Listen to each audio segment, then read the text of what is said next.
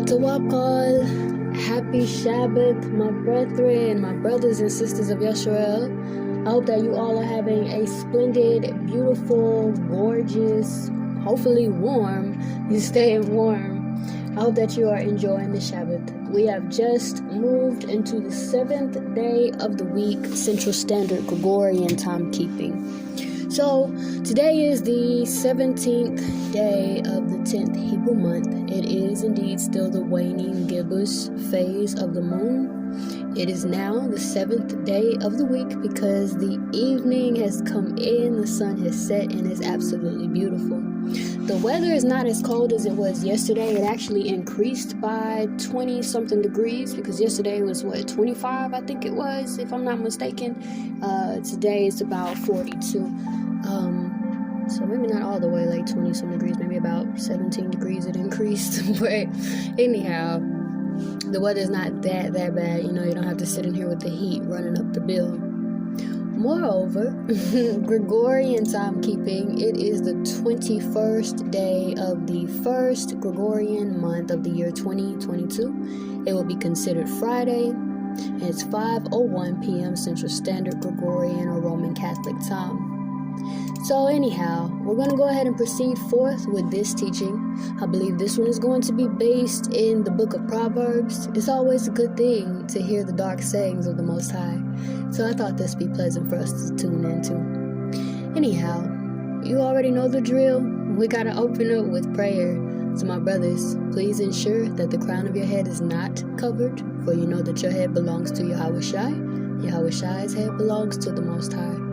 My sisters, you already know the drill, ladies. Please ensure that your head is covered, because your head belongs to the man, which belongs to Yahawashi, which belongs to Yahawah. We got to keep the perfect order. Keep the perfect order. If we can go ahead and close our eyes and bow our heads, and of course, if you've memorized this beautiful prayer, you can say it along with me, for we know that when two or more are gathered in the name of the Most High, that He is in the midst thereof. So let us go ahead and pray. Thank you.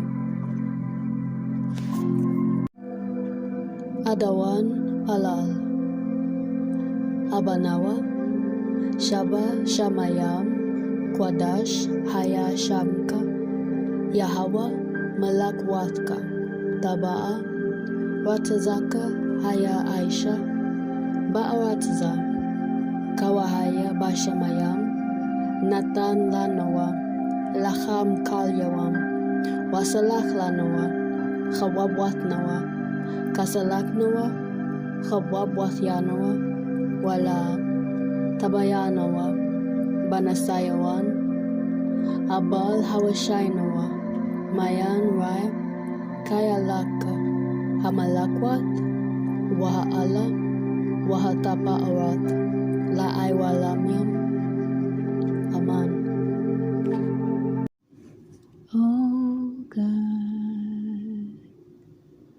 My heart is fixed.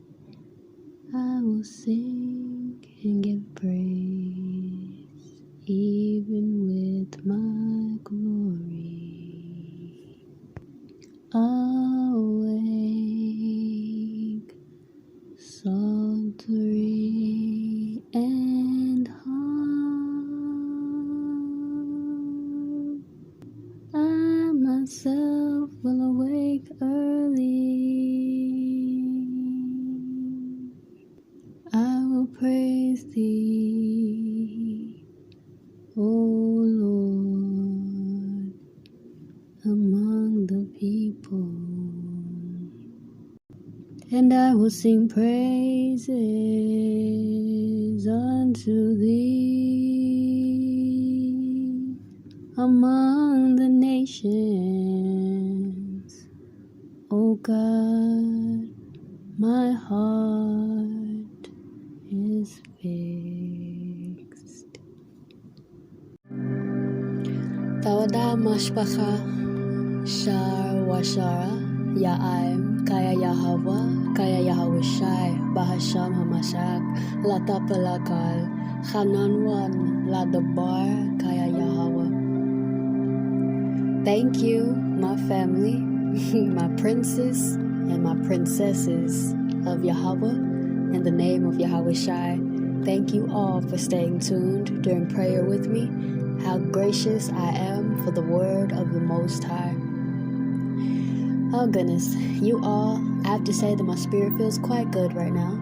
It feels very lifted, and I'm just thankful for this Shabbat. Moreover, I am graciously thankful to be back on. I haven't been on in a while. I've been taken up with school, been taken up with maintaining my spirit in this word, and then also taken up in a lot of personal matters. But I have to say, I've learned quite a bit. You all have inclined even more in the spirit, and I'm gracious. And I'm gracious to see so many of my people that are inclining as well. It's phenomenal to see the word actually playing out before my eyes. We read the scriptures, and these are our forefathers, our foremothers, our people hearing this word in what we consider or call biblical times, wondering when these days would occur. What it's going to be like. We just left out of Etris, and he was asking, what is it going to be like? Am I going to be alive during this time? We've always wondered. Our forefathers and foremothers, mainly our forefathers, questioned when the fruit of their reward would be brought to them for keeping this faith. So it's amazing to see it play out before our eyes, and then also to try and strive for the straight gate so hard, with so much passion and zeal. So I can't, my spirit I'm overwhelmed outside of words, especially English words, to convey how I feel pertaining to, witnessing what's going on. I know some of us may be a little unsure, maybe some uncertainty. Some of us may be even a little nervous and, may have a little bit of fear or scared about what just even your mere eye is going to see. So it's just staying full of faith and staying in this word and knowing that the Most High's word, it's fitly spoken like apples of gold and pictures of silver. And that he is a buckler unto those that believe and trust in him. So it's just let me see what this faith really gonna do. You know what I'm saying? Let's see what your faith is really about. So just witnessing it, I'm seeing so many of my people. I've shared with you all, we were raised in this belief. So coming up from a little girl, seeming like I could never talk to nobody or ever be able to see someone relate to my love for the Most High, to now seeing where it's dang near, even if it's just those ones that's just in it for a split second, or just because that Yahawah was a melanated brother, it's man, oh my gosh. I'm really seeing this, and I just fall so greatly in love with the spirit.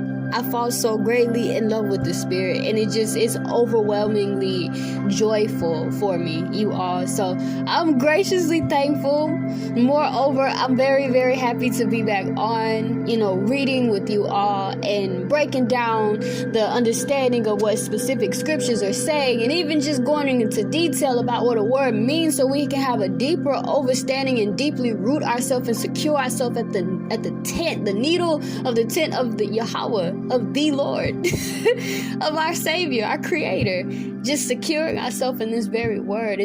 I'm so happy to be back on. I'm very, very, very happy. Y'all know I would get to talking, but I have to express I am very happy to be back on, because I tell you, when I'm not in this word, my mind is a little bit of everywhere. But to be on here and to be able to speak, and speak about I was going to say someone, but he's a being. Speak about this being that I've never seen before. Speak about his greatness, his pureness, his clearness, his just benevolent he exists. Just speaking about it, it's man, that's the only thing that I can do, and even that I feel is not enough. It's just not enough. It's not enough. So I'm happy to be back on. Anyhow, as mentioned in the beginning, we are going to be in the book of Proverbs. We're going to be in chapter 3. And of course, you all know, with preference, and not even preference, with reliability, it's better to be in a KJV, okay? Preferably with the Apocrypha, But if you have the standard, which only provides you with the Old Testament and New Testament, but it is a KJV, that will work. Moreover, that's really the only Bible that I accept in this classroom. So anyhow, as mentioned, once again, we're going to be in the book of Proverbs, chapter 3. I'm excited about this chapter, so let's get to it. This is the book of Proverbs, chapter 3, verse 1. Which reads, "My son, forget not my law, but let thine heart keep my commandments. For length of days and long life and peace shall they add to thee." Now these two verses, they're pretty, I never want to say basic. I don't want to limit the fold of the understanding that comes from these scriptures. But I think it is easy to comprehend, so I don't have to break it down as much. Moreover, remember in the previous teaching from just yesterday, how I explained that when we see the word heart, that is not speaking about the actual organ in your cardiovascular system. It's speaking about the mind, all right? This is not even your inner affections. This is your mind, your thoughts, you understand?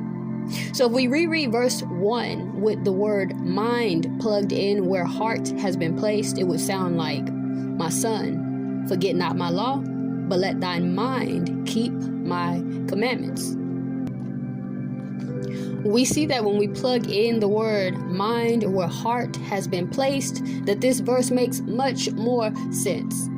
Even small understanding to help incline in the spirit brings a grave difference in your overall inclination in the Most High.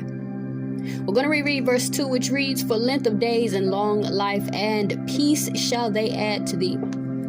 This is the spirit of wisdom, coming through King Solomon. For we know that wisdom praises herself in the midst, or a congregation in the midst of the congregation of the Most High. All right. And we know that the only congregation of the Most High is through Yasharaal. So the spirit of wisdom is praising herself in the midst of the congregation of Yahweh through King Solomon. Wisdom is letting us know, for length of days and long life and peace shall they add to thee. Now, we are currently here, right? We have not been begotten. Has anyone other than Yahawashi been resurrected? Have you been killed and, brought back to life? No. That's what we're working toward. We're wanting to be begotten so that we can be children of the Most High. At this time, what we're doing is striving for our heavenly bodies. Those bodies that are composited from a heavenly substance. That's what we're working toward, right? So we're reading this information that lets us know that keeping the commandments while you're here, it adds length of days. And this is of a truth. Because see, when you're not following a sinner, not being envious of a sinner, not wanting to do what a sinner is doing, are not your days lengthened? Let's take, for example, we have a lot of our males, a lot of our Israelite brothers. It's cool to be a damned fool. It's cool to not know anything. It's cool to be, what I guess they call gangsters, thugs. That's what they called them in my time. I don't know what y'all call them now, you new millennials, but in my time, it was OG. It was gangster. It was thug, That's what I know it as. But we have our Israelite brothers that think it's cool, you know what I'm saying? Walk around being foolish, gunplay, set tripping, you tripping over colors, you know what I'm saying? Even messing with different women, with strange women who have engulfed them into their grave, you know what I'm saying?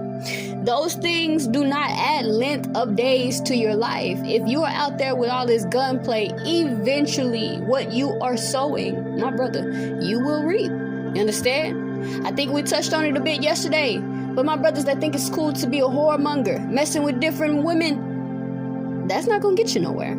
You're gonna catch something that you can't get back.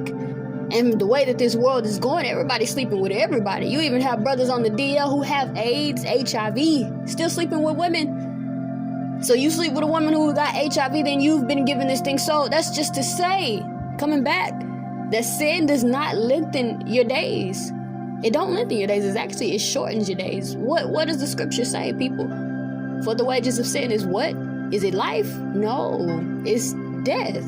For the wages of sin is death. We were all created upright. We were created upright.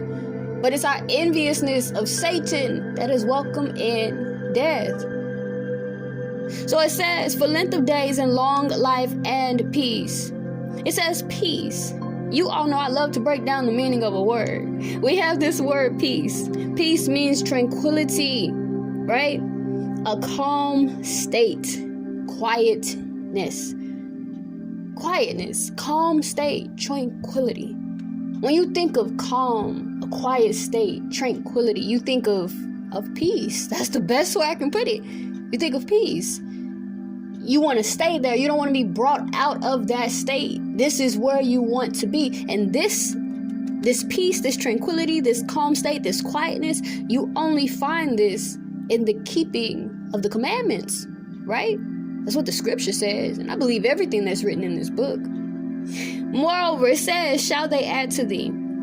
That's just completing that verse. So we'll go ahead and reread verses 1 through 2 with an overall understanding of what it's saying. And it reads, my son, forget not my law, but let thine heart keep my commandments. For length of days and long life and peace shall they add to thee.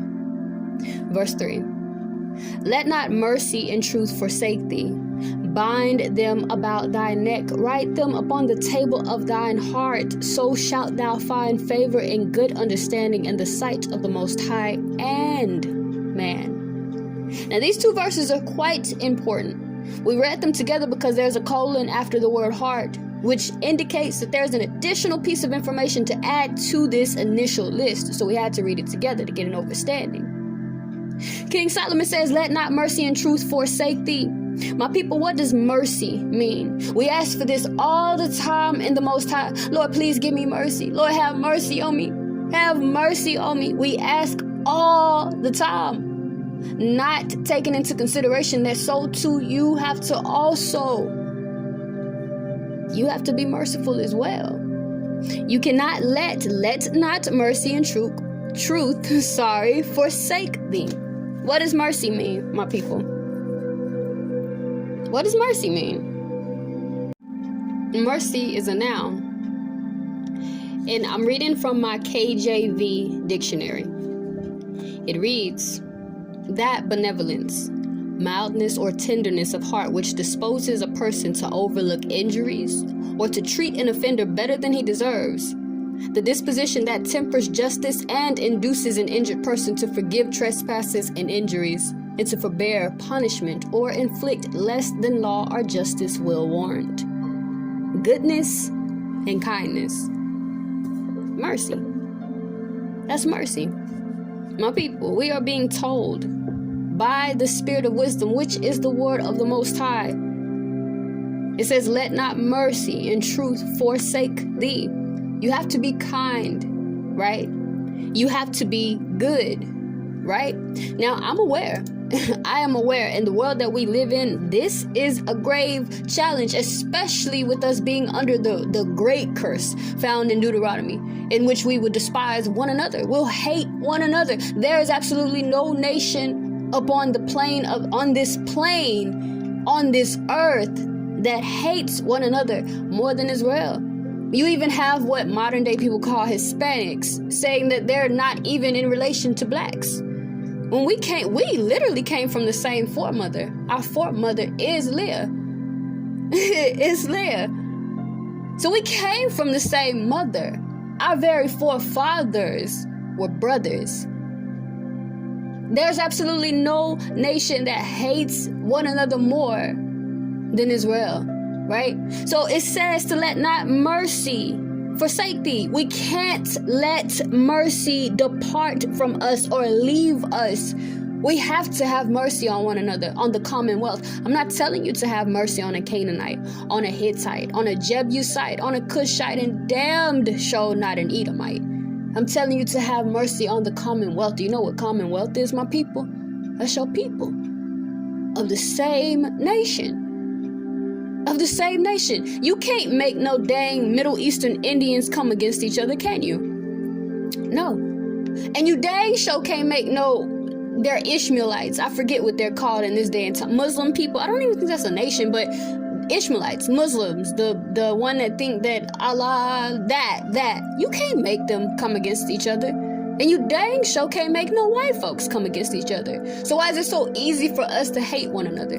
You understand what I'm saying? So he says to let not mercy forsake thee. We cannot let goodness and kindness, being merciful toward one another, leave us. We have to love one another. That was the one commandment, the top commandment that Yahawashi left us, is to love one another.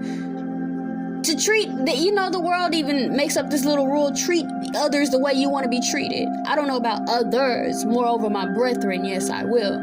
We're supposed to treat each other how you want to be treated. You don't know what your brother or what your sister going through. You know what I'm saying? In the days and times that we're living in, they're vexing our spirit even more. And we know that for what we war with, let me get the scripture, because I hate trying to say it when I can't get it verbatim. So let me just turn over here to Ephesians 6:2. Give me just a minute. And it's actually 6:12. I think I called it wrong. So 6:12 of Ephesians. It says, for we wrestle not against flesh and blood, but against principalities, against powers, against the rulers of the darkness of this world, against spiritual wickedness in high. That's what we are wrestling with. When you think of wrestling, what do you think about? It's not some sport where you're far off in combat. No, you close in contact. That's what we're wrestling with. We are wrestling not against flesh and blood, but against principalities. These are forces of evil, against powers. This is influence, you all, against darkness. This is like ignorance of respecting Yahawah. That's darkness. And spiritual wickedness, we know what spiritual wickedness is, in high.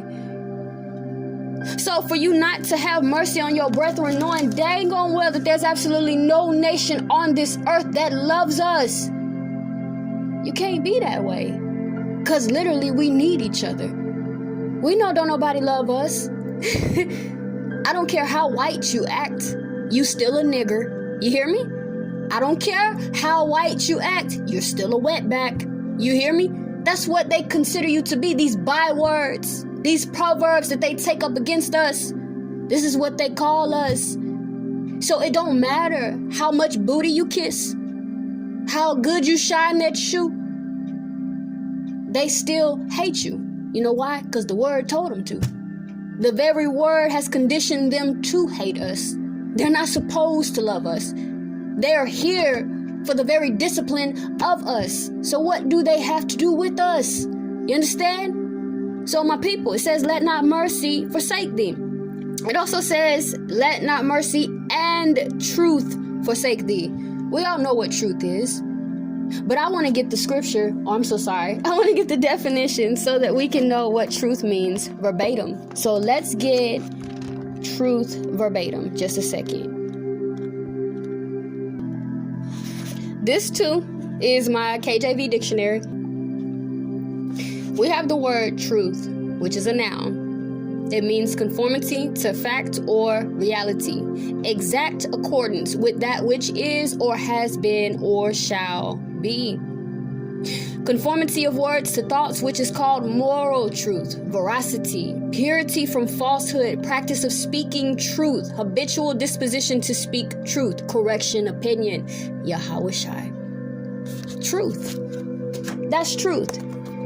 It says, let not mercy and truth forsake thee. Did it not tell us in these scriptures to be perfect as our Father in heaven is perfect? Is not Yahawah of a truth? We have to worship him in spirit and what you all, and truth. Because of a surety, he is of a truth. He is the only being that has mastered power. So it tells us, let not mercy and truth forsake thee. Who likes a liar? Who wants to be around a liar? Who willingly takes out time to sit down and befriend a liar? Don't worry, I'll wait. I'll wait. Better yet, let's say you have a relative who is a liar. You can't, you can cut off relatives, but, I guess, we'll say technically speaking, you can't cut a relative off, but you can choose to stay away from them. Moreover, at family gatherings, that lying relative that's there, who likes to be around a liar? Can you trust a liar, my people? No.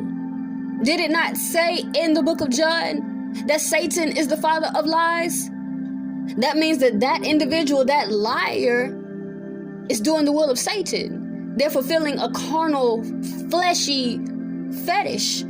This carnal lust that you have, this carnal appetite that you are fulfilling by the doing of deceiving. You're worshiping Satan. You envying Satan. So you doing what he do best, and that's one of his best characteristics. That's his best trait. He's a damned liar.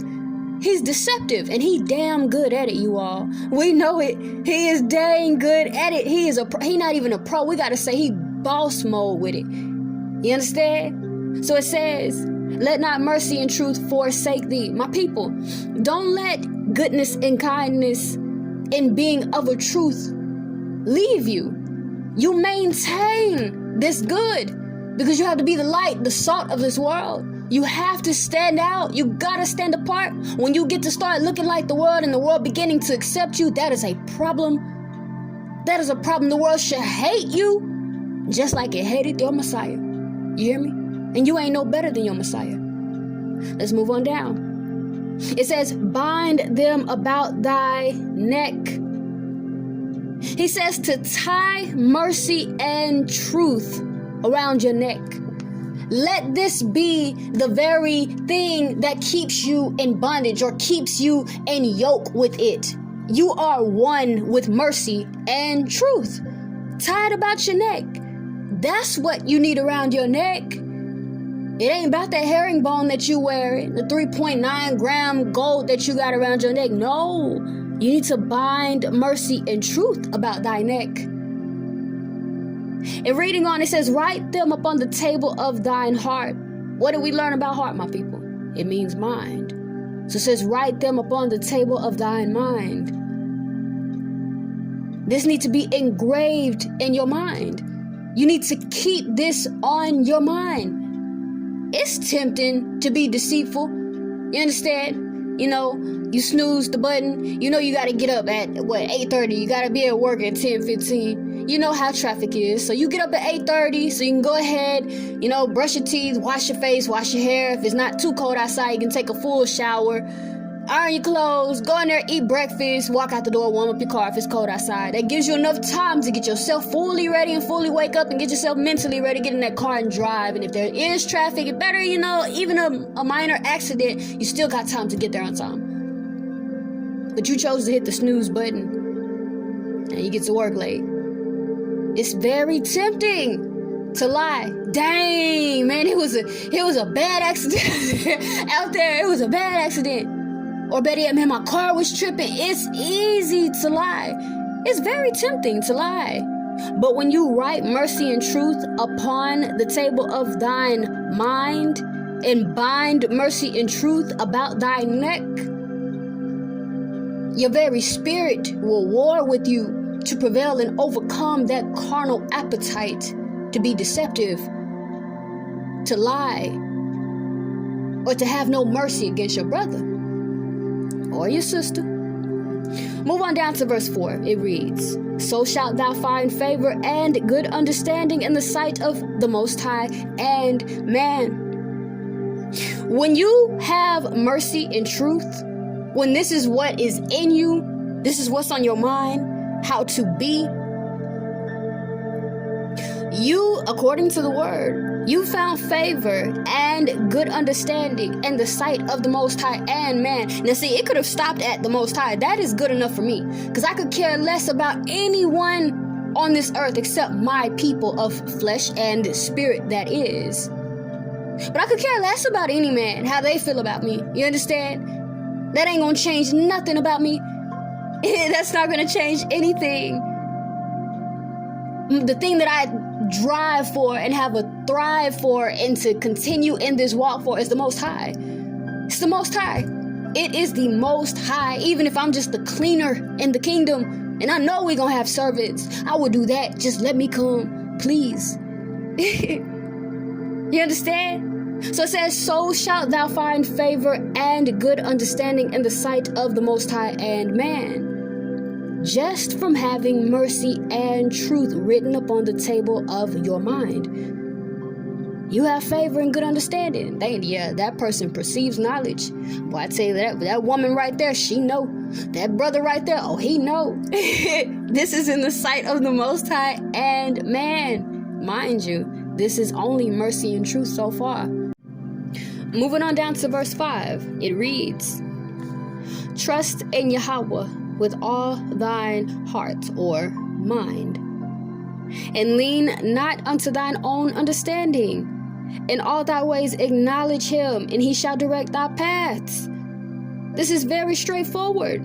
Trust in Yahawah with all your mind. With all your mind. You have to trust in him. What does the word trust mean, my people?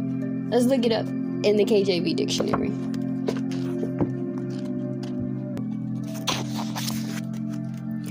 Trust in the KJV dictionary is a noun. It means confidence, a reliance or resting of the mind on the integrity, veracity, justice, friendship, or other sound principle of another person.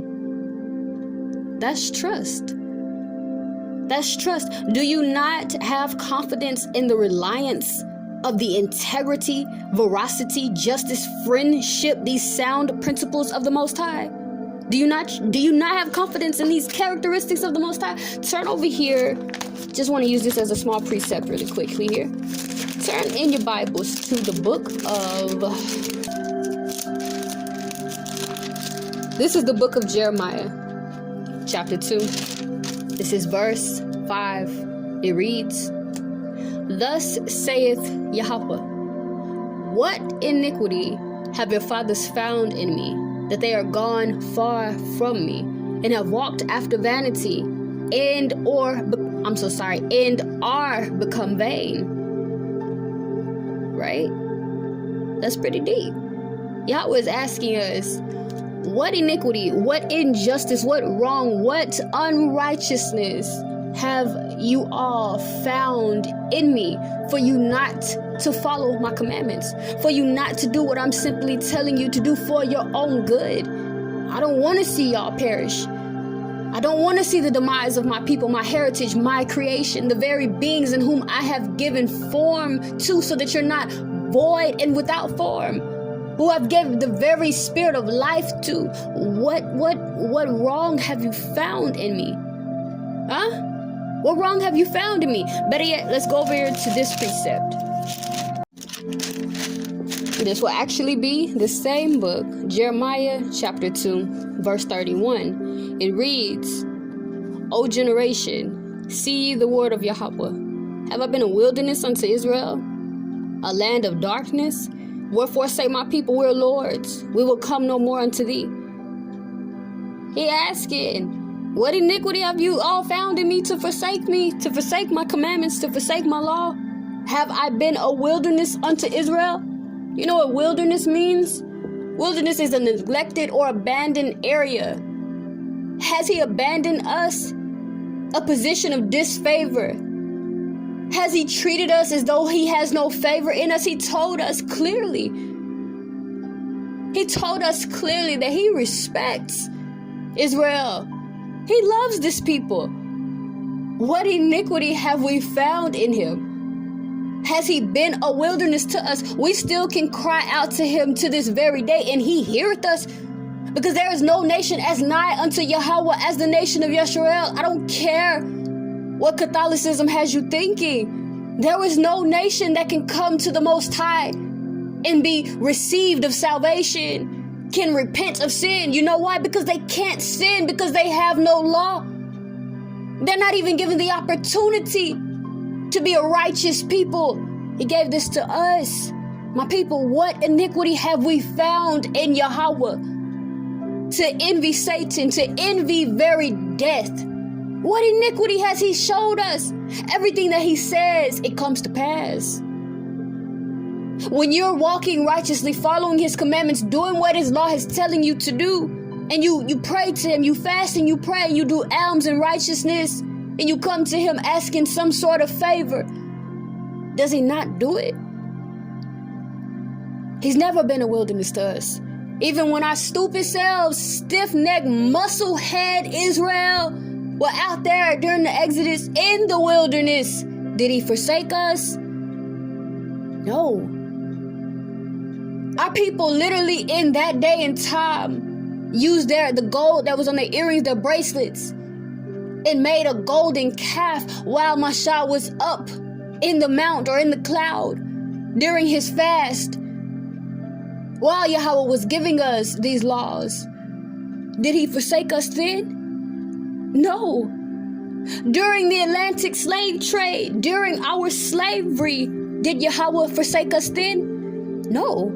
He still was there. Because you got to remember, we had some very well-known slaves. My overall all-time favorite, Harriet Tubman. I love me some Harriet Tubman. Lord have mercy. Did he forsake Harriet Tubman? Did she lose any soul on that Underground Railroad? No. Where has he forsaken us, my people? What iniquity have we found in him, my people? Has he been a wilderness to us, my people? No. This is how we act toward him. We come over to Jeremiah chapter 2, verse 11. This is my favorite verse in this, well, I'm not going to say in this book. I have to say this is just one of my favorite verses because Jeremiah go hard. Jeremiah chapter 2, verse 11 reads, "Hath the nation changed deities, which yet not deities? But my people have changed their glory, for doth not profit. Be astonished, O ye heavens, at this, and be horribly afraid. Be ye very desolate, saith Yahawah. For my people have committed two evils. They've forsaken me, the fountain of living waters, and hewed them out cisterns, broken cisterns that can hold no water." So not only can you not travel anywhere and see other nations forsake their deities, you're not going to see those Indian people with the dot between their head like they about to get shot with a sniper forsake that 17-armed thing that they be worshiping. You're not going to go to the Thai people, whatever they call, they look like mongoloids with the tight eyes. You're not going to see them forsake Buddha. Do you? No. You don't see these things. Not even other nations forsake their deities, and their deities cannot even hear them. They make their gods. There's absolutely no nation that will forsake their gods. But we've forsaken the true and living Creator that has given us laws to give us everlasting life. Not only that, he says that we've committed two evils. We've forsaken him. He's the fountain of living waters, my people. When you drink of those waters, you will never thirst again. That's what it says in the book of John, and I believe it. Not only have we committed that evil, but we've also hewn out cisterns, broken cisterns that can hold no water. Do you know what a cistern or a cistern is? Whatever, however you pronounce it. It's like a pitcher that holds water, some sort of fluid, in this case, water. They've hewn broken cisterns. I'm sorry if I'm pronouncing that wrong, because I really feel like I am. We've made a broken pitcher to hold water. Imagine that. You see how foolish that sounds so stupid. That sounds so stupid. I cannot ever conceive or fathom the way that the Most High has so much mercy on us, because I look at my people from just a mere mortal naked eye, because mind you, I can never conceive the third heaven thoughts and the judgments from the third heaven. But I look at my people, and even from this verse alone, to hew a cistern, a broken cistern, forsaken the living waters, that is just so stupid. Why would you do this? You had a cup that's full that can hold this water. You got a pitcher that can hold this water. But you're going to push that one to the side, then make your own that ain't got no type of shape to it, and then it got holes in it. The water coming out. Put it over the sink. The water is coming out. You understand what I'm saying? You got to think about how we look to him. We look like a foolish, stiff-necked, muscle-head, stubborn nation. And why? How are we so stubborn and so prideful? And we're like ashes. We have absolutely nothing here. Nothing. You all. What iniquity or wilderness, what iniquity have we found in Yahawah, my people? Has he ever been a wilderness to us, my people? Absolutely not. We come over here back to the book of Proverbs chapter 3, where it says to trust in Yahawah with all thine mind. We have no reason not to trust in him. You're supposed to put all your trust in his divine principles, these characteristics that are his principle, that are the very him. He exalted his word above his name. He exalts his word above his name. Why not trust in him? Why not have confidence in the very principle of the Most High? He is of spirit and truth. That's beautiful, if you ask me. And it says, and lean not unto thine own understanding. That moves us back over into Second Esdras. We were just speaking about this yesterday. Was it chapter 4? Lean not unto your own understanding. Did he not tell us that you're not going to ever be able to comprehend the things that are in the third heaven because I've not given you that understanding? You're on earth. You're only supposed to understand the things on earth. You lean not unto your own understanding. You will never understand. You're not going to, because your ways, your goings are of the Most High. You are literally walking out a will of the Most High. We are like the star characters in a movie that we did not cast for, okay? We didn't even try out for this movie. We just got chosen, and we're here, and it's been written. So say your lines, keep it going, okay? Next. So you can't lean onto your own understanding, because that which has been has already been. That has passed, it already passed. It's already been spoken. You don't have to do nothing. You're not going to understand. You know why? Because your ways they're not your own. It says, in all thy ways acknowledge him, and he shall direct thy paths. Just acknowledge the Most High. In everything you do, acknowledge him and listen diligently, hearken unto the word of the Most High. Just listen to him. It's simple things. Very, very simple things. The way, when you listen to him and allow him to direct your paths, my people, it saves you from heartache. It saves you from danger, but moreover, most of all, it saves you from death. From death. Let me tell you what happened a little earlier to me. It's not a long story. I was making some potatoes, just warming up some mashed potatoes that I made, right? And I made some cornbread too, right? And I had a fork. I opened the silverware drawer to get a utensil. I got a spoon because I'm eating mashed potatoes, right? And before I opened it, it was just like, get a fork. You know what I'm saying? And I was like, why would I get a fork to eat some mashed potatoes? Typically I do, but this time I didn't want it. And then I was like, dang, I don't feel like washing all these dishes if I do that. But I had already got the spoon and dipped them in the mashed potatoes. And I was like, dang, I should have got a fork. Something as simple as just get the fork, because I know that you don't feel like cleaning up this kitchen and cleaning all these dishes because of everything that you've just done. So just get a fork. Just get a fork. Something as simple as that. It's just that simple. And I'm like, dang, okay, so now I still gotta wash the dishes. That simple, my people. It's just that simple. In all thy ways acknowledge him, and he shall direct thy paths. Something as simple and as small as just getting a fork. In all thy ways. All thy ways. Your thoughts, the spiritual aspect, the natural aspect, everything. You acknowledge him in everything. I acknowledge him when I'm in there wrapping my hair, or when I do my hair really pretty just to walk around my place looking pretty. I like to look pretty for myself, I like to look pretty, So if I do my hair, I'm like, oh, like, Lord, you think I should put like the hair like this? You think I comb it out, And it's always something nice that comes out when I acknowledge him in all my ways. He directs my paths. You know why? Because he is the one. He's my very going. I'll never understand. Let's move on to verse 7. It says, be not wise in thine own eyes. Fear Yahawah and depart from evil. That's very straightforward. You have individuals that want to know everything. You're not going to know everything, player. I'm sorry, but I'm not sorry. You're not going to know everything. You're not going to know everything. Someone may have the gifts of tongue, where another have the gift of prophecy. We don't all have the same gifts, right? We don't all have the same gifts. Moreover, since we all don't have the same gifts and we all make up a different part of the body of Yahawashi, you're not going to know everything. You're not going to. So be not wise in thine own eyes.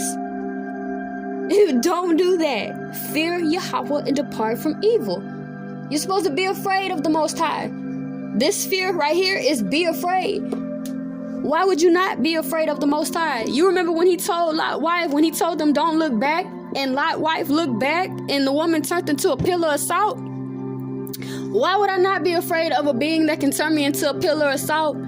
You know that there is curses in the book of Isaiah for just the Israelite women alone. Now, we got the book of Deuteronomy that gives us the curses, the promises in the form of curses for all of us. But in Isaiah, you have a chapter in the book of Isaiah that goes into the curses that are specifically for Israelite women, where we can't grow hair. You under the curse of you not having long hair, not, dog fur hair, but your hair not growing luxurious and that big, beautiful, luscious fro. Because I got I tell you, I got a gorgeous fro, you hear me? But there's curses about our hair, curses about your private part, because some of the women of Israel have very smelly areas, about not being in shape. There are a heck of a lot of curses for just the Israelite women alone. Why would I not be afraid of this being? He could curse me to have short hair, and I'm not talking about anyone, but that is a curse. A woman that has no hair, that's a shame. That is a shame. That is a shame. You're supposed to have hair. Your hair's supposed to grow and be abundantly beautiful. That is your very glory. That's your attraction. Without it, you look like a boy, and that's shameful. Why would I not be scared of the Most High, fearful of a being that can slap me bald? I wouldn't even know how, Lord, let me tell you, I don't even want to imagine myself bald, especially seeing my hair. I have a lot of hair. No, I don't want that. What about being out of shape, where my stomach hangs over my front parts? I don't want to be no big woman. No. You understand? Can make me have a smelly part. That is disgraceful. My sisters, I know y'all done walked in a public restroom and it be smelling like death in there. Like, dang, girl. You know what I'm saying? Why would I not be scared? And you know what? Can't nobody open a door that the Most High has closed. Can't nobody make straight what the Most High has made crooked. Why would I not be fearful? These are things that he can do. Did he not promise us that we will be sold as bondmen and bondwomen to our enemies? Why would I not be afraid of a being that can speak something and it happens? It says here, fear Yahawah and depart from evil. Simple. It's very simple. Just do it. Verse 8. It shall be health to thy navel and marrow to thy bones. Now, this one verse right here took me for a loop. It was just amazing how it was put together. I was just blown. We have this word navel and we have this word marrow, right? Now, navel, we know, is the umbilical cord. You understand? Your navel is the scar from your umbilical cord, letting you know that you are indeed a human, okay? You came from a mother, right? And then you have this word, marrow. Hold on, I didn't write that one down in my scriptures. Give me just a second. Let's look up the word marrow, because I don't think that's going to be in my KJV dictionary. So, marrow, it is the soft, fatty substance in the cavities of bones in which blood cells are produced, right? So you need your bone marrow, because without your bone marrow, you will not have any red blood cells. Without your red blood cells, you will not have any oxygen in your body. The red blood cells take oxygen to the tissues and the different areas, the tissues and organs of your body. Without the oxygen being in your body, you're going to die. You don't live underwater. You're going to die, right? So when it says, it shall be health to thy navel and marrow to thy bones, this is you acknowledging Yahawah in all your ways. When you do this, it's health to thy navel and marrow to thy bones. So I want to paint a picture really quickly here. Y'all know I'm in school for midwifery, so I got this infatuation with babies and the reproductive system of a woman. I love it. I love it. I love it. I just get blushy when I talk about it. It's just amazing. I want to paint a picture for you. Let us look at here a picture of a baby on the inside of the mother. Let me see if I can find a melanated woman here. Let's see. Okay. So while we're viewing this picture, I want you to see here we have the word navel in verse 8, right? And we broken down and understand that navel is umbilical cord. And when you look at this picture here, you see the umbilical cord. If you've ever seen a birth in person or even an animal giving birth, they have placentas and they have the umbilical cord, right? The umbilical cord is attached to the navel of the baby and it's attached to the placenta, right? The purpose of the umbilical cord is it's basically the supply line for the baby, right? So it carries the baby's blood back and forth between the baby and placenta, and it delivers nutrients and oxygen to the baby, and it removes the baby waste products. So without this umbilical cord, this baby can die. There's no existence. It has no life. You understand? So I want you to keep that in mind. Keep this picture in mind. But now I want you to visualize it in a spiritual aspect. This verse says, it shall be held to thy navel and marrow to thy bones. So you trusting in Yahweh with all your mind and leaning not unto your own understanding and acknowledging him in all your ways and allowing him to direct your paths, it will be held to your spiritual development. Because it's like spiritually, your navel or your umbilical cord, you are attached to the Most High, Yahawashi. And no, I'm not saying that Yahawashi is the Most High for any of my simple-minded individuals. That's not what I'm saying.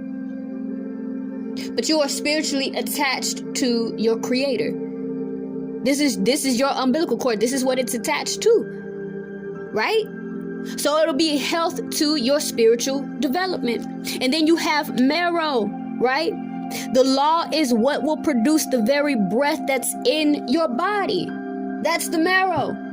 That's the marrow. So I just wanted to kind of give you a picture so that you could see what I was seeing when I was reading this. Like, it's like, whoa, this is my spiritual development. Without this, I have no life. That's why the two words navel and marrow were used. Without you depending upon the Most High, putting the Most High first, upholding the Most High, there is absolutely no you. Whether you believe it, understand it, or not. Let's move on to verse 9. It says, honor Yahweh with thy substance, and with the first fruits of all thine increase. So shall thy barns be filled with plenty, and thy presses shall burst out with new wine. You always honor Yahweh with your substance, with your wealth, your riches, or things that you give to him. It says, honor Yahweh with thy substance and with the first fruits of all thine increase. So shall thy barns be filled with plenty, and thy presses shall burst out with new wine. This is very straightforward. Very straightforward. Your substance is your wealth, your riches, things that you obtain through Yahweh.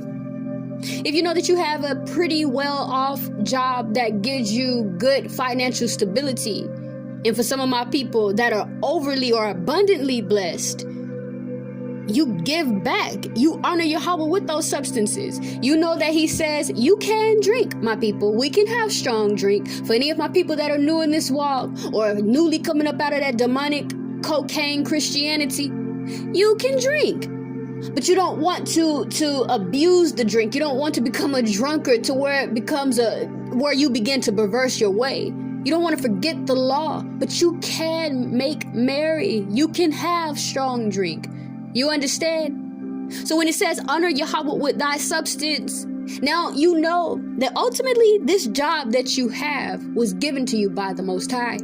So when you go and if you decide to purchase strong drink, you honor Yahweh with that substance by not going over and beyond becoming a drunkard.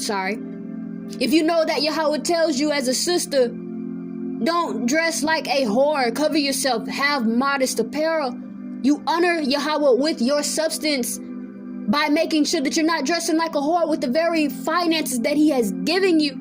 Because see, right now we don't have a tabernacle. We don't have a temple to go into to give our financial substance to as an offering. We don't have that right now. And I'll be damned if I go to any of these demonic churches to give anything that the Lord gives unto me. You see your brethren out there that's in need, you give. That is how you're honoring the Most High with your substance. That's how. You making righteous decisions with the things that you do. You understand? You're not welcoming bad individuals into your home because ultimately, who gave you your home? The Most High. I'm very picky about who I have in here. You understand? Very, very picky about who is in my home. I don't care who you are. If I'm not, my spirit not feeling your spirit, you can't come in here. You understand? About who you're giving your substance to. Yeah, you help your brethren. Moreover, you help the righteous man, not the unrighteous one. You know, someone only want to use money to smoke weed, drink, or they out there buying bullets with guns. You don't cleave to that person thinking, oh, okay, well, if I give them some money, they'll change their life. Now this person done bought some bullets. You understand? Now they done shot somebody. Now this person killed. You are an accomplice. You are spiritually an accomplice to murder. You understand? So you honor Yahawah with your substance by making righteous decisions. And when we are back in the kingdom, if the Lord says the same and we are able to see this beautiful kingdom, then at that time we be able to worship the Most High everlasting. So everything that you have, you can give to Him. I don't even want to own anything. I just want to give it all to Him. You hear me? Let's move on down to verse 11. It says, my son, despise not the chastening of Yahawah, neither be weary of His correction. For whom Yahawah loveth, He corrected. Even as a father the son, He delighteth. This is very straightforward. It said, don't treat Yahawah's correction as something contemptuous. Don't hold it in contempt, something that does not need uplifting or reverence, right? Don't despise when Yahawah corrects you. And don't be tired of Him correcting. Oh, man, every time, dang, I gotta repent again. Oh, that is the most foolish thing. That's the most foolish things, because it says, for whom Yahawah loveth, He corrected. You know why He correcting you? Because He desires to see you everlasting. You should love. Oh, Lord, thank you. You know when I do need to repent, let me get on my knees with my forehead to the ground, turn to the east, and let me repent, let me pray. Oh my gosh, you're right, Father. I have not been fasting. I'm sorry. I plan to go get some wings from Wingstop, but you know what? Right now, I'm gonna fast for a whole day from sundown to sundown, and I'm gonna pray, and I'm gonna try to commit alms or charity. I'm gonna find something that I can do for my people. I'm gonna do this. I'm gonna do this. You're not supposed to be tired of His correction. You're not supposed to hold His correction in contempt as though it's beneath you, because for whom Yahawah loveth, He corrected. Even as a father the son, He delighted. For any of my brothers out there, or even my sisters out there that have children, do you not correct your children because you love them? I hope that you're not beating your children, just to beat the hell out of them. That's not cool. I hope that's not what you're doing. But if you're a woman of the Most High, I can assure that that's not what you're doing. I hope. My brother's the same. But when we whoop our children, you're not whooping your children because you hate them. You're whooping them to correct them. You're whooping them because ultimately, if this little person keep doing this, keep making this decision, the older that they get, this decision will evolve into something else. When I could have just broke this and beat the hell out of this child, beat the Satan out of this child at this age, and trained him up the way that I want him or her to go. Do we not beat our children? And I know I keep using the word beat, okay? I'm in the South, but do we not beat our children, whoop our children because we love them, because we're correcting them? Not because we hate them. We're correcting you. I want you to get right. I don't want you to make that decision. Because when you go out there in the world, your punishment is going to be much more worse. You don't know where I'll be if this happened, if you do this. You understand? Same thing. Same thing. For who Yahawah loveth, He corrected. Even as a father the son, He delighted. Right? Move on down to verse 13. It says, happy the man findeth wisdom, and the man getteth understanding. This verse is pretty straightforward. Very, very straightforward. Happy is the man that find wisdom and the man that getteth understanding. You are indeed happy, because now you know. Now you know good from bad, wrong from right, righteous from unrighteous, wicked from good. You know it. You know it now. So yes, you are happy when you find wisdom and you get understanding, because now you understand how to perceive knowledge. And with wisdom, you overstand the quality of having experience, good judgment, the quality of being wise. So indeed, happy is the man that findeth wisdom and the man that getteth understanding. Verse 14, it reads, for the merchandise of it better than the merchandise of silver, and the gain thereof than fine gold. So it says that for the profit of wisdom is better than the profit of silver, and the value or profit of wisdom and understanding is a greater value or profit thereof than gold. So understanding and wisdom is valued higher than silver and gold, because gold can be destroyed, silver can be destroyed, but your wisdom and your understanding, it continues to become even more and more pristine. You get more evolved in it. You get more inclined in it. Who can take wisdom and understanding from you except the Most High? Who can do that? Somebody can come in here and take my gold and silver, but you cannot take my wisdom and understanding from me. These beautiful principles that come from the Most High are valued higher. They have a greater profit than silver and gold. Verse 15, it says, she more precious than rubies, and all the things thou canst desire are not to be compared unto her. We have this word she and her. This is just a personification of wisdom. That's all. Because if you go over to the book of Wisdom of Solomon, which we've touched on multiple times in this classroom, we know that there's an entire chapter of the personification of wisdom. So she, or wisdom, more precious than rubies, and all the thing thou canst desire are not to be compared unto wisdom. So it's basically saying nothing you could ever want will ever add up to the preciousness of wisdom. Very straightforward. Can't nothing be compared to it. It says length of days in her right hand, in her left hand, riches and honor. That's just going back to verse 2. For length of days and long life and peace shall they add to thee. And that's when you keeping the commandments, right? Because we got to remember, the commandments are the word of the Most High. That is what he's commanding us to do. And ultimately, his command is his very word. And his very word is what, my people? Wisdom. Wisdom. So length of days in her right hand, in her left hand, riches and honor. And this is not just classifying or boxing riches and honor to something carnal or fleshy. This is your crown of righteousness. That's riches. That's riches. The honor that you'll receive in the kingdom to come if you are chosen to be one in the kingdom. That's riches and honor.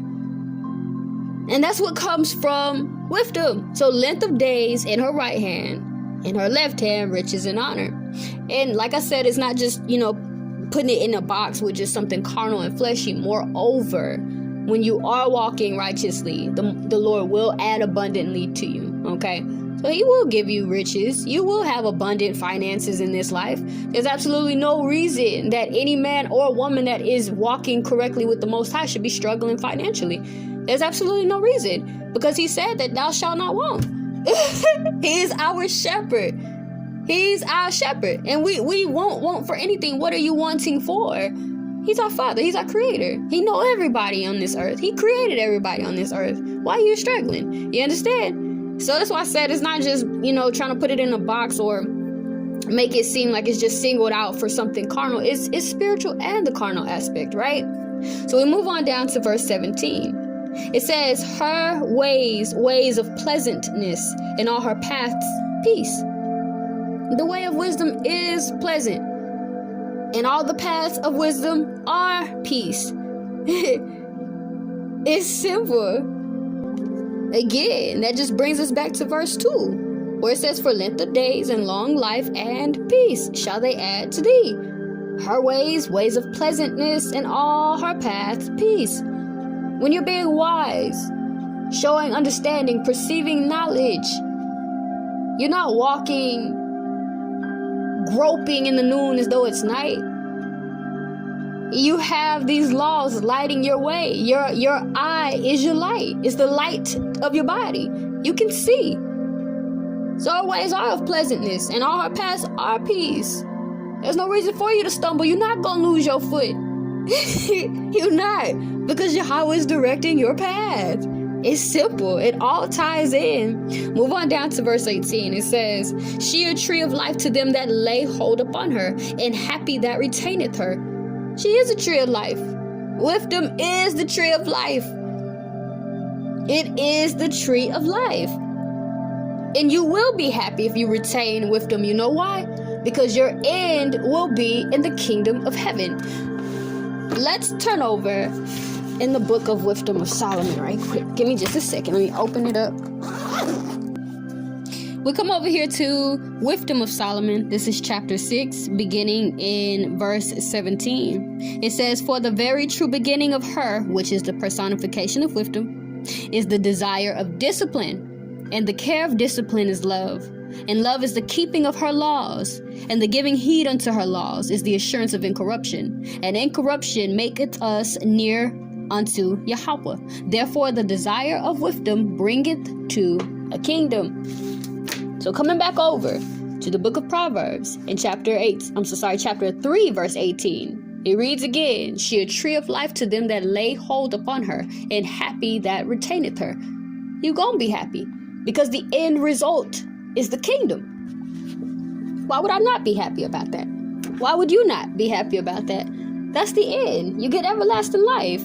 You're refraining from sinning. You're refraining from fulfilling this carnal appetite. You putting to death your flesh. You are a walking sacrifice. You are picking up your crucifix and carrying that cross.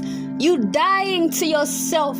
How is that not a happy thing? For any of my seasoned Israelites, flesh and spirit, you've been in the walk. I don't know how long you've been in your walk. Even if you just come into this walk and you've just been here for 2 weeks, are you not able to look back on some of the decisions that you made and like, man, whoo, I'm glad that's not the person I was. I'm glad that's not the person I am now. Like, the person I was horrible. You look back at those things and you're like, oh, I never want to make that decision again. Oh, I would have never did that in this day and time. And I know one of the main things that we say when we are in this walk is, I wish I would have made this decision sooner. I would have been so much happier. So much happier. I wish I would have been younger when I found out about this. I've heard it numerous times. So yes, indeed.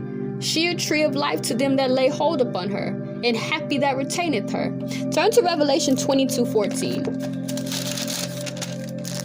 Revelation 22:14 reads, "Blessed they that do his commandments, that they may have right to the tree of life, and may enter in through the gates into the city." You make it into the kingdom, because happy they that retaineth wisdom. You have a bite of this tree of life, of the actual truth, the incorruptible seed, and no one can touch that seed, that understanding, that knowledge, that instruction, that wisdom. And this is in you everlasting. So one more time, I want to read verse 18. And again, it reads, "She a tree of life to them that lay hold upon her, and happy that retaineth her." Verse 19, "Yahawah by wisdom hath founded the earth. By understanding hath he established the heavens." So it's telling you that by wisdom, or by his very word, have he gave the uninhabited form of earth form. Because in the beginning, remember, let me turn over to it. What is the first or the second verse in the book of Genesis? What does it say? Genesis 1:2. "And the earth was without form and void, and darkness upon the face of the deep, and the Spirit of the Most High moved upon the face of the waters." So when we see that, I know we've been accustomed to believing that it was like, maybe a dark sphere, a dark, just an abyss or something like that. No, there were people here already. You understand? There were already people here, because you got to think about when Yahweh cast, what's the boy name? Cain, when he cast Cain out of Eden. And Cain said, was tripping about other people killing him, right? If Adam and Eve were the first people here, the only people here, why would he be scared to leave or concerned about being killed by someone? There were absolutely other people here, indeed. But Adam and Eve were the ones that was spoken about, because from that lineage, that people is whom Yahweh will be calling his seed from, right? So we'll get into that another time. That's just basically the breakdown of the actual beginning, okay? So once again, it reads, "Yahawah by wisdom hath founded the earth." So by the very word of the Most High, this is what gave the uninhabitable earth, or these beings, form, making them with form and no longer void. And it says, by understanding he hath established the heavens. with perception of knowledge, he put together the firmament. He put together the sky, the third heaven, the galaxy under the third heaven, by understanding. Like I said, we'll get deeper into that, because if we get too deep into verse 19, that'll take us into a teaching of the actual beginning. So we're going to just go ahead and move on to verse 20, and as Yahweh wills, we'll touch on that. I would actually enjoy to touch on that with you all and share some knowledge that I've gotten from a beautiful brother. My goodness, I love when my people know this word. Anyhow, verse 20, it says, by his knowledge the depths are broken up, and the clouds drop down the dew. That again will kind of correlate with verse 19 as well. So we're gonna kind of jump past that, because again, that'll take us into another teaching. Verse 21 reads, my son, let not them depart from thine eyes. Keep sound wisdom and discretion, so shall they be life unto thy soul and grace to thy neck. So wisdom through King Solomon is saying, let not the laws, wisdom, and understanding leave you, okay? Don't let this depart from your eyes, right? You have to remember that the eye is the light of the body. Turn over to Matthew 6:22, I think it's 6:22. Let me get to it. Hold on. I know it's on the website. Just a second. Matthew 6:22 reads, the light of the body is the eye. If therefore thine eye be single, thy whole body shall be full of light, right? So the light of your body is your eye, because with your eye is how your body sees. That's how your body knows if it needs to go left or if it needs to go right. The eye of your body, I'm so sorry, but yes, the light of the body is the eye. That's how you see. That's how your body is directed. So coming back over to verse 21, where it reads, to let not them depart from thine eye, you have got to keep the law, this wisdom and understanding, because it is the very light to your body. Without the light or the law, you have no direction on this path. Turn to the book of Psalms. Let me find it.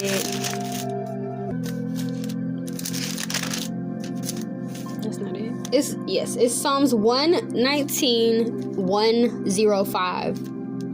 Psalms 119:105 reads, thy word a lamp unto my feet and a light unto my path. So when we come back over, goodness gracious, I done closed out of Proverbs. Hold on, y'all. Hold on. Okay. So when we come back over to the book of Proverbs, where it reads that my son, let not them depart from thine eyes. When you let not the laws, wisdom, and understanding depart from your eyes, you have the ability to see. You have the ability to see. You are then walking upright, which is how you were created. You are then doing what you have been created to do, which is to worship the Most High. And in worshiping the Most High, you are keeping His commandments. In keeping His commandments, that's the identification that you acknowledge that you know the Most High, that you remember the Most High. In remembering the Most High, you are showing Him love. And those that love the Most High do what, my people? They keep His commandments. We move on. It says, keep sound wisdom and discretion. Keep perfect understanding. You have to keep perfect quality of having experience in good judgment and discretion. What is discretion, my people? Which a lot of people don't really have. But what is discretion, my people? Discretion is the quality of behaving or speaking in such a way as to avoid causing offense or revealing private information. You know, a lot of my sisters that are lost, that I hope are part of this chosen people, like to say they got the tea, I was raised in a time where being quiet, being secretive, having discretion was attractive. You know what I'm saying? It's cool to know that your business is not about to be all over the whole I'll say the world or the streets, because, at my time, the internet was kind of coming up when I was about like 16, you know what I'm saying? But we weren't really raised on stuff like that. In my time, MySpace was cool, that's telling y'all my age. But that was my time. Nowadays, no one really has discretion. I was on YouTube one day and I was uploading a video, and somehow some video popped in my feed how I got herpes. I was like, what in the hell is this? And I clicked on it. I ain't gonna even lie to you. I clicked on it and I was like, I know this girl is not really on here talking about she got no dang herpes. Lo and behold, this girl is really talking about that she got herpes. Why would you tell someone that you have herpes? That's not something that you should want anybody to know. That's not something you want anybody to know. You keep that to yourself, all right? And you now, at this point, you stay to yourself because you don't want to get to spreading it and giving it to other people. I was like, I know she didn't just, and I was like, this girl really just, I was blown. And another woman shared, because when you click on another stuff come up. And I saw another woman talking about how she was dealing with a man that was an undercover brother, and he was really messing with boys, but messing with her. I would not share that. You have to have discretion about things like that. You don't reveal private stuff like that because you don't know who's watching, who's lurking. And you gotta remember that Satan is ready to pounce. He is ready to jump on you. Like, why would you, oh gosh, it says, my son, let not them depart from thine eyes. Keep sound wisdom and discretion. Keep perfect quality of having experience, knowledge, and good judgment, and keep perfect quality of behaving or speaking in such a way as to avoid causing offense or revealing private information. That's how you gotta be. You can't be that talkative one. I got one person that I vent to in this whole entire world outside of the Most High. She's the only one that I vent to, and she's a relative by blood. By blood. So if anything that I say get out, I know exactly who it came from, because I know Yahawah not out here telling my business. So if it got out, I would know exactly who to go to. Girl, why you telling this? You have to have perfect wisdom and discretion. Moving on to verse 22, and that was specifically for my sisters. I know some of these brothers be out here talking now. Y'all got this effeminate spirit on y'all, and y'all be doing the gossipy thing too, but I can't teach a man. I can't tell a man what to do. Moreover, goodness gracious, I don't know what's going on with my brothers, because they be doing it too. Move on to verse 22. I'm sorry. It says, so shall they be life unto thy soul and grace to thy neck.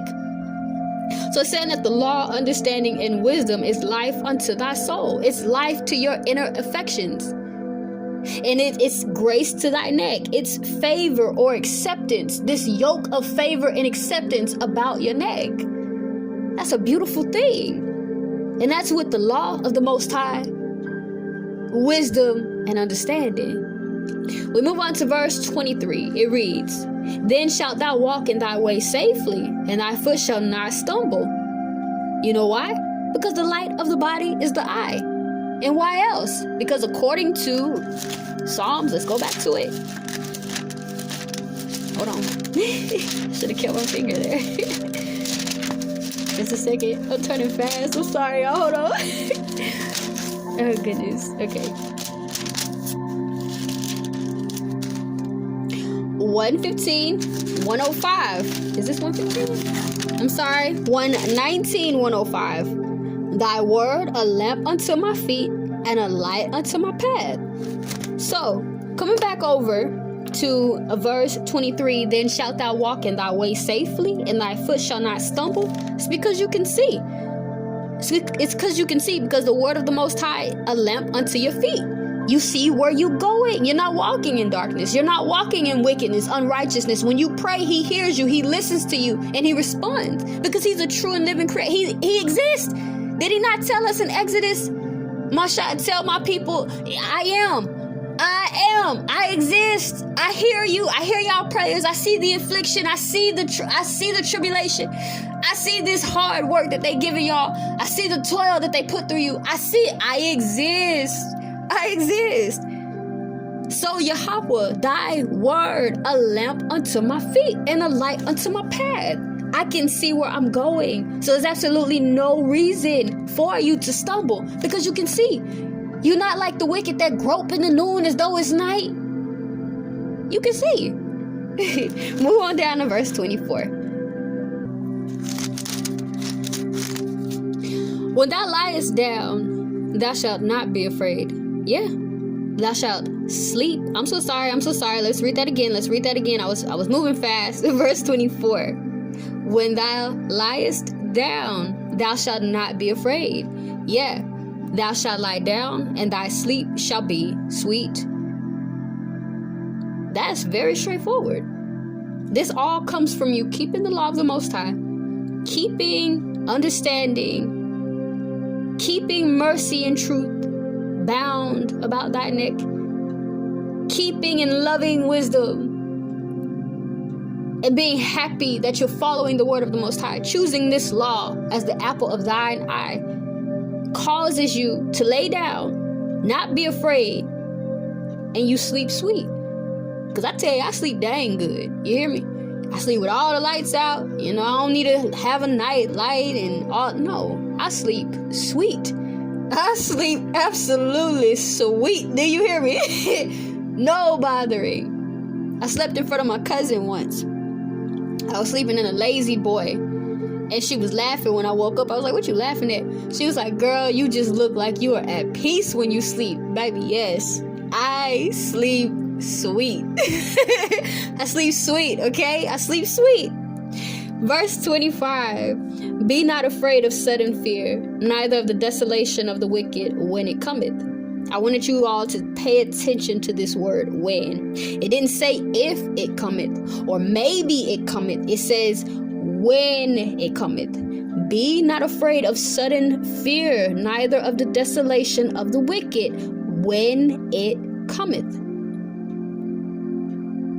Now, we have this word afraid, right? And we have this word sudden, right? And we have the word desolation, right?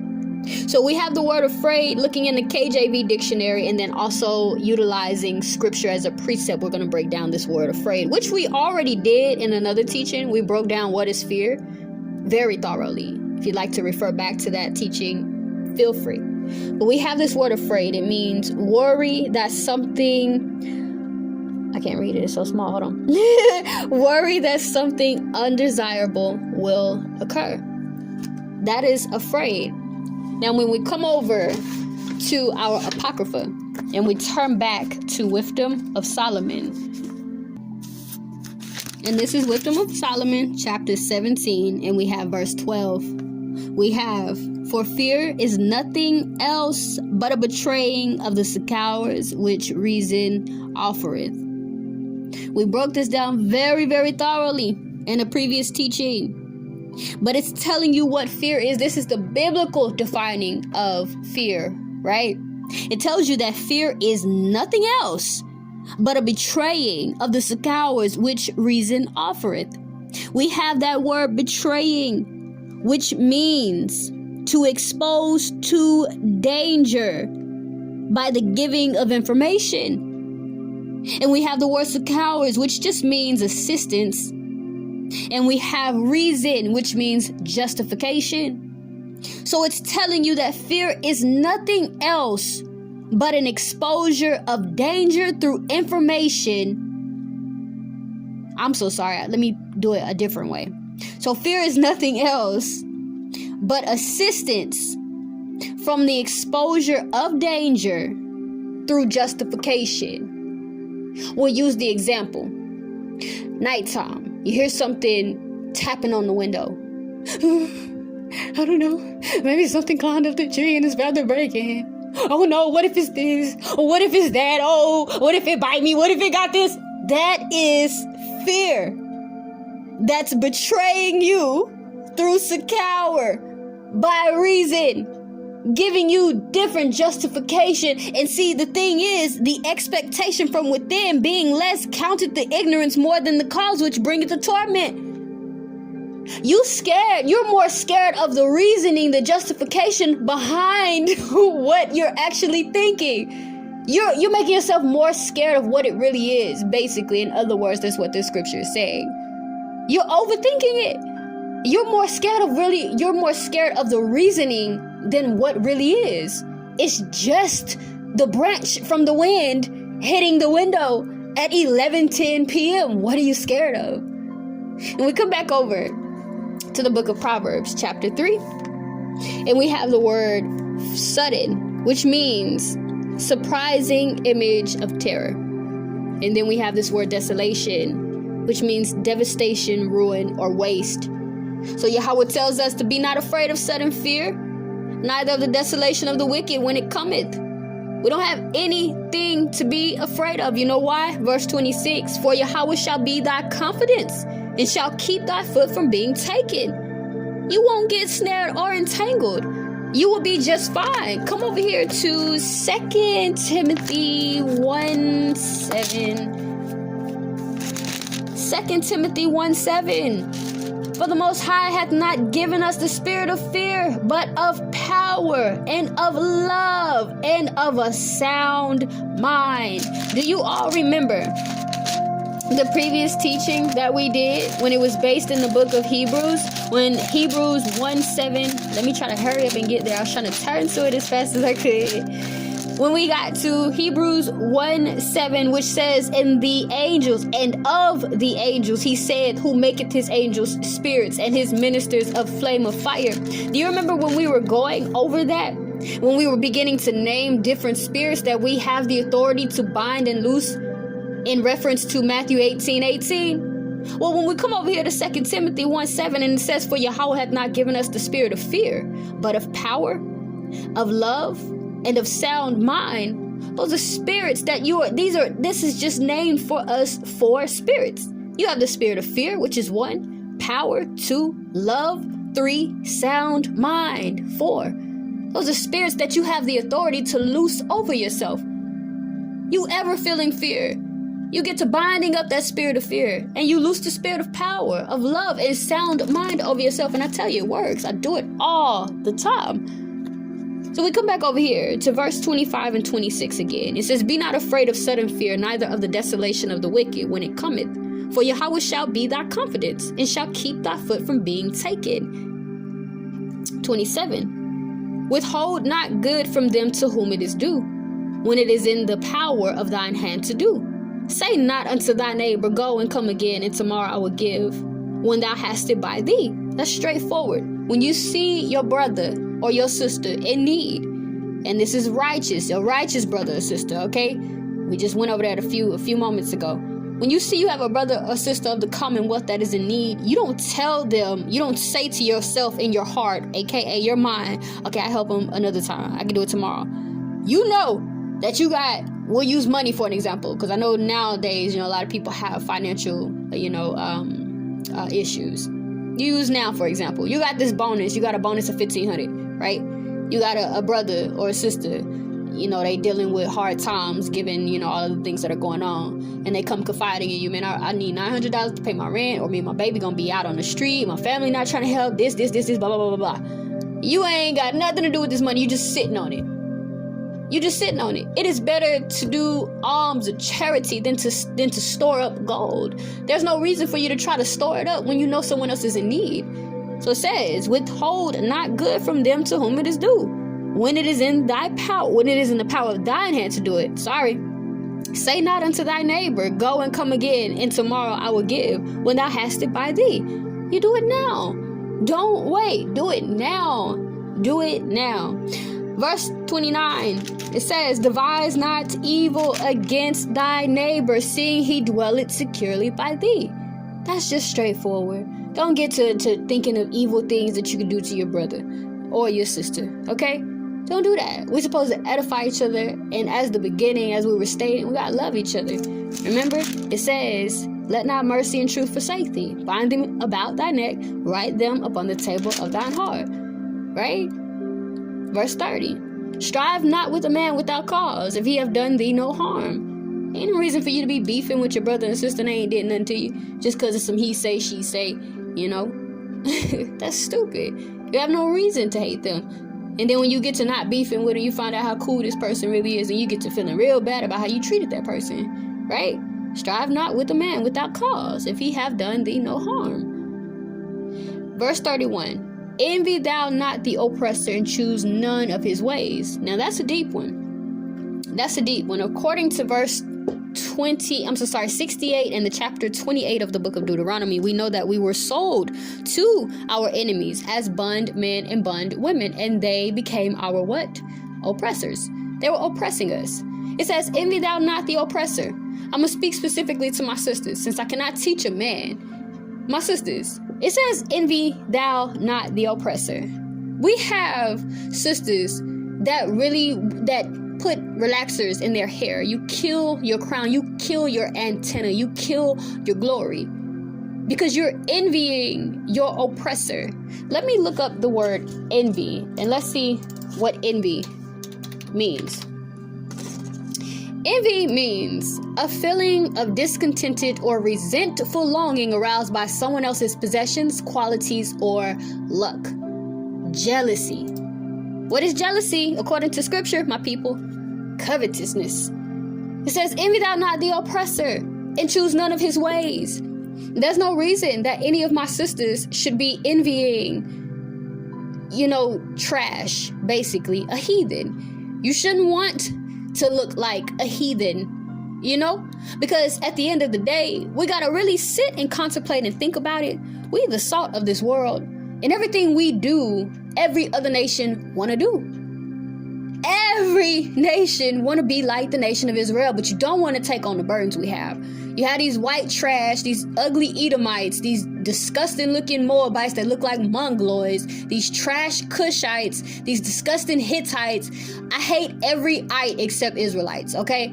Just putting that out there. You have these trash that want to get the lip injections, want to get the butt injections, breast injections, be taking out the floating ribs so that you can have a smaller waist, when this is how we naturally look as a melanated woman, as a Hebrew woman, what society has classified as a Negro, African American, Mexican, Hispanic, or a Native American Indian woman. These are our natural characteristics. This is how we naturally look. This is how we naturally look, and you have these demonic heathens that pay top dollar to look like us, yet we're over here envying our oppressor and choosing all of his ways by putting weave in our hair because you hate your hair. You've been taught to hate your hair when your hair is your very glory. Your hair is your crown. It is your antenna to the Most High. Right?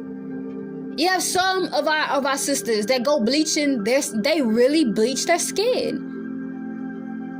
Yeah, some of our sisters put contacts, green contacts, blue contacts, and it be the most melanated sisters that do them blue contacts.